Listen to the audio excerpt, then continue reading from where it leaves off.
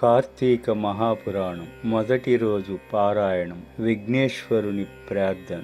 శుక్లాంబరధరం విష్ణుం శశివర్ణం చతుర్భుజం ప్రసన్నవదనం ధ్యాయే సర్వవిఘ్నోపశాంతయే.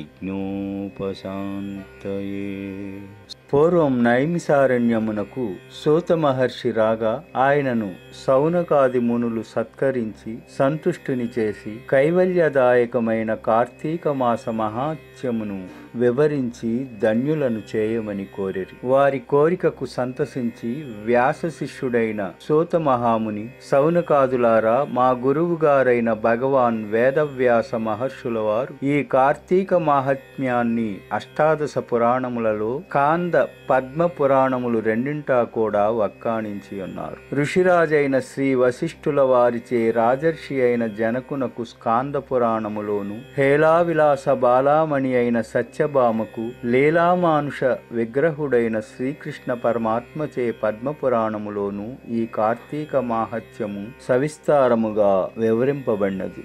మన అదృష్టము వలన నేటి నుంచే కార్తీక మాసము ప్రారంభము కావున ప్రతిరోజు నిత్యపారాయణగా ఈ మాసమంతా కార్తీక పురాణ శ్రవణమును చేసుకుందుము. ముందుగా స్కాంద పురాణములోని వశిష్ఠ ప్రోక్తమైన కార్తీక మాహాత్మ్యాన్ని వినిపిస్తాను, వినండి అంటూ ఇట్లు చెప్పసాగారు. జనకుడు వశిష్ఠుని కార్తీక వ్రత ధర్మములు అడుగుట. పూర్వం ఒకసారి సిద్ధాశ్రమములో జరుగుతున్న యాగానికి అవసరమైన ద్రవ్యముల కొరకు వశిష్ఠ మహర్షి జనక మహారాజును సందర్శించారు. జనకునిచే యుక్త మర్యాదలు అందుకొని తాను వచ్చిన విషయాన్ని ప్రస్తావించాడు. అందుకు జనకుడు ఆనందముగా అంగీకరించి, హే మహర్షి, మీ యాగానికి ఎంత ద్రవ్యం కావాలన్నా నిరభ్యంతరముగా ఇస్తాను, కాని సర్వపాపహరమైన ధర్మ సూక్ష్మాన్ని నాకు తెలియజేయండి. సంవత్సరములోని సర్వమాసముల కంటే కార్తీక మాసం అత్యంత మహామహిమాన్వితమైనదని, తద్వ్రతాచరణము సమస్త ధర్మాల కన్నా శ్రేష్టతరమైనదని చెబుతూ ఉంటారు కదా, ఆ నెలకు అంతటి ప్రాముఖ్యత ఎలా కలిగింది? ఆ వ్రతము ఉత్కృష్ట వ్రతముగా ఏ విధముగా అయ్యింది అని అడుగగా, మునిజన వశిష్ఠుడైన వశిష్ఠుడు జ్ఞానహాసము చేస్తూ ఇట్లు ప్రవచించినాడు.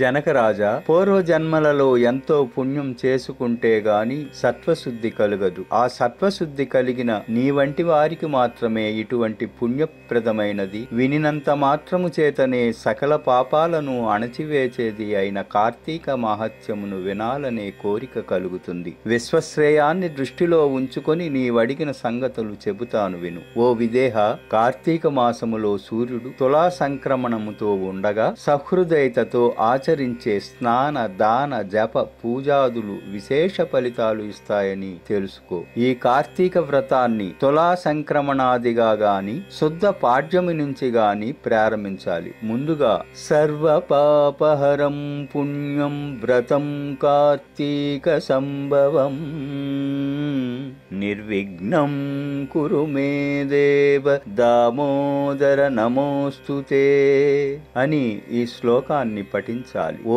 దామోదర, నా ఈ వ్రతమును నిర్విఘ్నముగా పూర్తి చేయము అని నమస్కారపూర్వకముగా సంకల్పించుకొని కార్తీక స్నానం ఆచరించాలి. కార్తీక మందలి సూర్యోదయ వేళ కావేరీ నదిలో స్నానం చేసిన వారి పుణ్యం చెప్పనలవి కాదు. సూర్యుడు తులారాశిని ప్రవేశించగానే గంగా నది ద్రవరూపం ధరించి సమస్త నదీ జలాలయందున చేరుతుంది. వాపీకూట తటాకాది సమస్త సజ్జలాశయాలలోనూ కూడా విష్ణువు వ్యాపించి ఉంటాడు. బ్రాహ్మణుడైన వాడు కార్తీక మాసములో నదికి వెళ్లి హరిధ్యానయుతుడై కాళ్ళు చేతులు కడుగుకొని ఆచమించి శుద్ధాత్ముడై మంత్రయుక్తముగా భైరవాజ్ఞను తీసుకొని మొలలోతు నీటిలో నిలబడి స్నానము చేయాలి. పిదప దేవతలకు, ఋషులకు, పితరులకు తర్పణాలను వదలాలి. అనంతరం అగమర్షణ మంత్ర జపంతో బొటనవ్రేలి కొనతో నీటిని కెలికి 3 దోసెళ్ల నీళ్లను గట్టు మీదకు జల్లి తీరము చేరాలి. చేరగానే కట్టుబట్ట కొనలతో పిండాలి. దీనినే యక్షతర్పణం అంటారు. అనంతరం ఒళ్ళు తుడుచుకొని పొడివి మడివి తెల్లని అయిన వస్త్రములను ధరించి హరిస్మరణ చేయాలి. గోపీ చందనంతో 12 ఊర్ధ్వ పుండ్రాలను ధరించి సంధ్యావందన గాయత్రీ జపాలను ఆచరించాలి. ఆచరించాలి. ఆ తరువాత ఔపాసనము చేసి బ్రహ్మయజ్ఞం ఆచరించి తన తోటలో నుంచి చక్కని పుష్పాలను తెచ్చి శంఖచక్రధారి అయిన విష్ణువును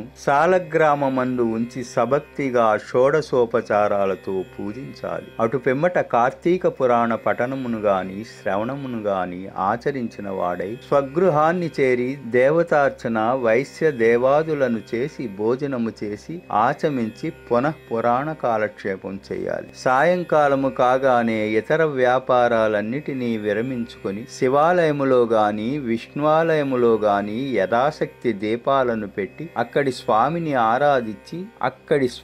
ఆరాధించి భక్ష్య భోజ్యాదులు నివేదించి శుద్ధవాక్కులతో హరిని స్తుతించి నమస్కరించుకోవాలి. ఈ కార్తీక మాసము పొడుగునా ఈ విధంగా వ్రతాన్ని చేసిన వారు పునరావృత్తి రహితమైన వైకుంఠాన్ని పొందుతున్నారు. ప్రస్తుత పూర్వ జన్మార్జితాలైన పాపాలన్నీ కూడా కార్తీక వ్రతం వల్ల హరించుకుపోతాయి. వర్ణాశ్రమ లింగ వయోభేద రహితముగా ఈ వ్రతాన్ని ఎవరాచరించినా సరే వాళ్ళు మోక్షార్హులు కావటం నిస్సంశయము. జనకరాజా తనకు తానుగా ఈ వ్రతాన్ని ఆచరించలేకపోయినా ఇతరులు చేస్తుండగా చూసి అసూయారహితుడై ఆనందించే వానికి ఆ రోజు చేసిన పాపాలన్నీ విష్ణు కృపాగ్నిలో ఆహుతి అయిపోతాయి.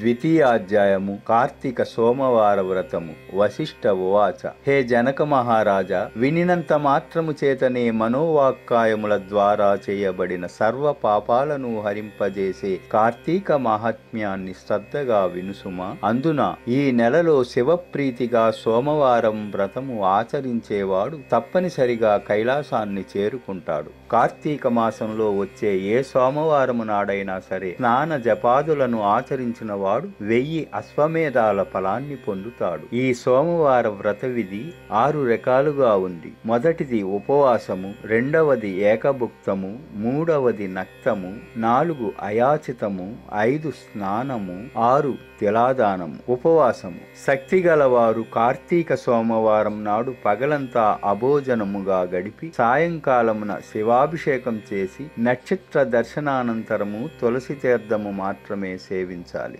ఏకభుక్తము. సాధ్యం కాని వాళ్ళు ఉదయం స్నాన దాన జపాలను యథావిధిగా చేసుకొని మధ్యాహ్నము భోజనము చేసి రాత్రి భోజనానికి